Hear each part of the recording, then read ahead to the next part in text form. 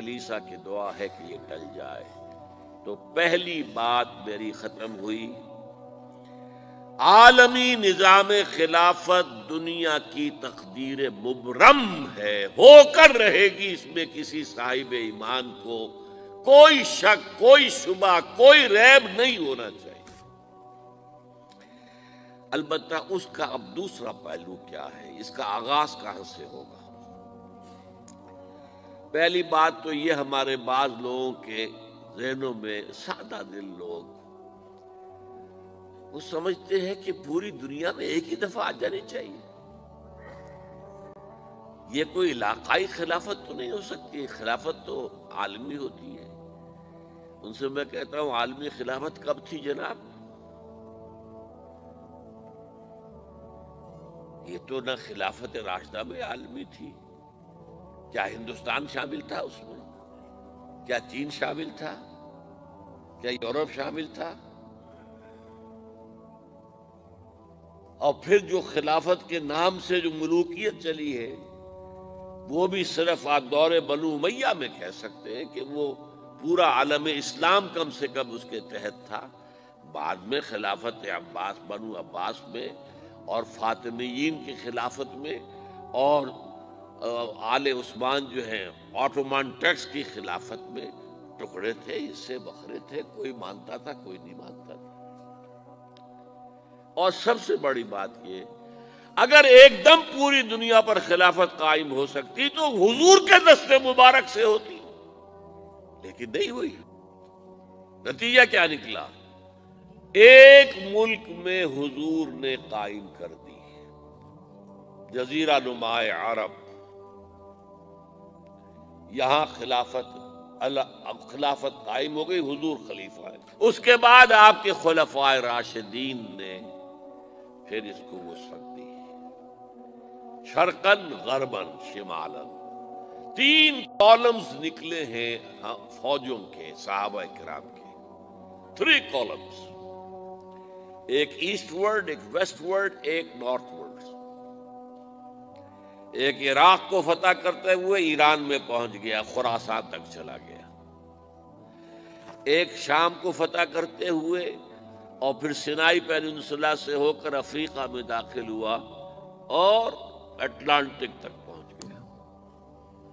تیسرا سیدھا شمال میں گیا، لیکن یہ زیادہ دور نہیں جا سکتا تھا، کوکیشین ماؤنٹینز آ گئے، کوہ قاف۔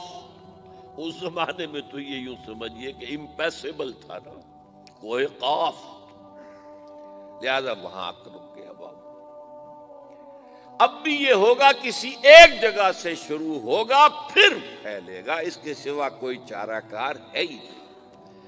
اگر ہر جگہ پوری دنیا میں ایک ہی وقت میں ہو سکتا تو حضور کے دست مبارک سے ہوتا صلی اللہ علیہ وسلم۔ اب وہ نقطہ کون سا ہوگا، نقطہ آغاز کون سا ہوگا؟ اس میں پہلی بات تو میں نے کہا، جو شک کرے گا اس کا پھر ایمان مشکوک ہے۔ ہوگا، لازماً ہوگا، گلوبل ہوگا، پوری دنیا میں ہوگا۔ کہاں سے شروع ہوگا اس میں آپ اختلاف کر سکتے ہیں، لیکن مجھے تو 2 حدیثیں تو ملی ہیں جن سے یہ اندازہ ہوتا ہے کہ یہ اس مشرقی خطے سے ہوگا، عرب کے مشرق کی جانب کسی ملک سے ہوگا، کسی خطے سے ہوگا۔ وہ حدیثیں بھی اب آپ پڑھ لیجیے پہلے۔ پھر میں کہہ رہا ہوں، یہ خزانہ ہے جو ہم نے آپ کی خدمت میں پیش کیا ہے، کاش کہ آپ اس کی قدر کر سکیں، یہ حدیثیں آپ کو ازبر ہو جائیں، یاد ہو جائیں، لوح قلب پر نقش ہو جائیں۔ ہندوستان اور خراسان یعنی موجودہ افغانستان کا ذکر ابن ماجہ کی روایت ہے، عن عبداللہ ابن الحارث رضی اللہ تعالی عنہ قال رسول اللہ صلی اللہ علیہ وسلم یخرج ناس من المشرق یوطئون للمہدی یعنی سلطانہ، یعنی سلطانہ، دونوں طرح سے پڑھ سکتے ہیں۔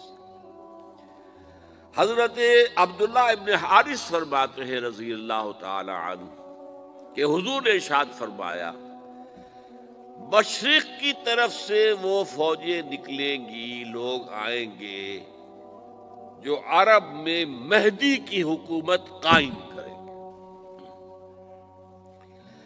یہ مہدی کون ہوں گے اس کا ذکر میں ذرا بعد میں کروں گا، لیکن نوٹ کر لیجئے کہ مہدی سے پہلے لازماً کسی مشرقی علاقے کے اندر وہ نظام قائم ہو چکے گا، تب وہاں سے فوجیں آئیں گی نا۔ یہ مشرق کون سا ہے؟ عرب کے مشرق میں آپ چلیے ایران بھی آ جائے گا، افغانستان بھی ہے، پاکستان بھی ہے، اور اگر اس سے اور توسیع دیں تو ہندوستان بھی ہے۔ یہ ہے عرب کا مشرق، اس سے فوجیں جائیں گی۔ اس کا کیا مطلب ہے کہ اس میں سے کسی جگہ پر نظام خلافت پہلے قائم ہو جائے گا، تاکہ وہاں سے فوجیں جائیں گی جو جزیرہ نما عرب میں حضرت مہدی کی حکومت کو قائم کریں گی۔ اب دوسری حدیث سنیے، یہ سنن ابن ماجہ کی حدیث تھی جو میں نے آپ کو سنائی، آپ نے پڑھی۔ دوسری عن ابی ہریرہ رضی اللہ تعالی عنہ، یہ ترمذی شریف کی روایت ہے، قال قال رسول اللہ صلی اللہ علیہ وسلم یخرج من خراسان رایات سود لا يردها شیء حتی تنصب بإیلیا۔ خراسان کے علاقے سے سیاہ جھنڈے لے کر فوجیں آئیں گی، ان کا رخ کوئی موڑ نہیں سکے گا، ان کو پیچھے پھیر نہیں سکیں گے کوئی بھی، یہاں تک کہ وہ یروشلم میں جا کر جھنڈے نصب کر دیں گے۔ ایلیا حضور کے زمانے میں یروشلم کو کہتے تھے۔ یہ یروشلم تھا جب حضرت سلیمان کی حکومت تھی، اور یہاں پر معبد سلیمانی، ہیکل سلیمانی قائم ہوا، پھر یہ یروشلم ہی رہا ہے تاریخ میں، یہاں تک کہ سن 70 عیسوی میں جب ٹائٹس رومی جنرل نے اس کو گرایا، ختم کیا، سیکنڈ ٹیمپل گرا دیا، اور یہاں سے یہودیوں کو کہا نکل جاؤ، یہاں سے کوئی یہودی باقی نہیں رہا، تب بالکل تہو بالا برباد کر دیا۔ اس کے کوئی 150 سال بعد ہیڈریان، رومن ایمپرر ہیڈریان، اس نے پھر دوبارہ آباد کیا اس شہر۔ 150 سال تک یہ بالکل بنجر اور بالکل غیر آباد پڑا تھا۔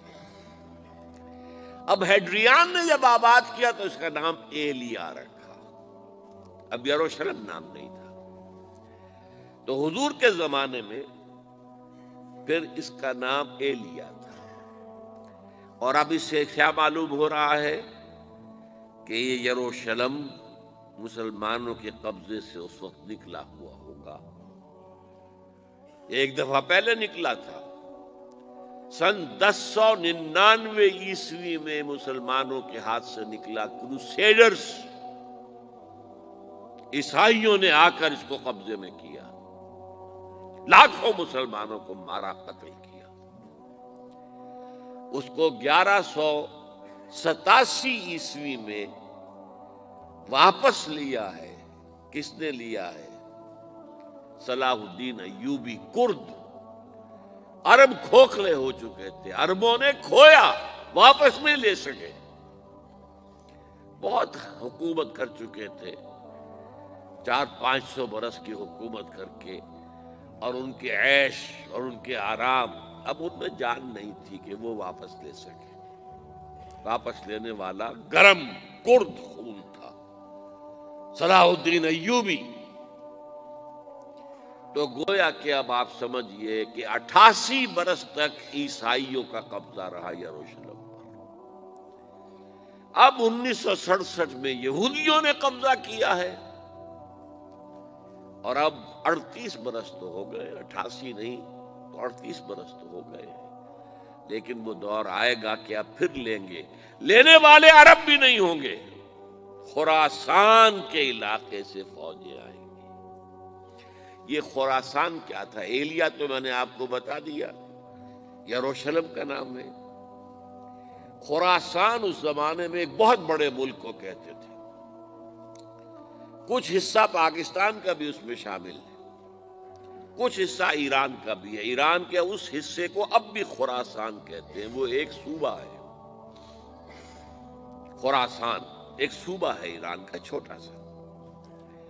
پاکستان میں خاص طور پر یہ جو علاقہ مالاکنڈ ایجنسی کہلاتی ہے، اس سے اوپر جتنا علاقہ ہے، اور یہ جو واخان کی ایک پٹی آتی ہے اوپر، واخان افغانستان کی ایک پٹی سی دم سی چلی آتی ہے جو جا کر چائنا کی سرحد سے مل جاتی ہے، یہاں سے لے کے یہاں تک یہ جو مالاکنڈ کا وہ درہ ہے اور پہاڑ ہے، یہ بھی خراسان کا حصہ ہے۔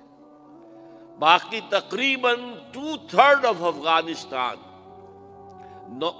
ساؤدرن حصہ نہیں ہے خراسان کا حصہ، یہ سیستان کہلاتا تھا، یہ خراسان نہیں ہے۔ لیکن یہ کہ اوپر کا 2/3 آف افغانستان اور اس کے ساتھ یہ جو Do you know anything about that? What can you report at this stage?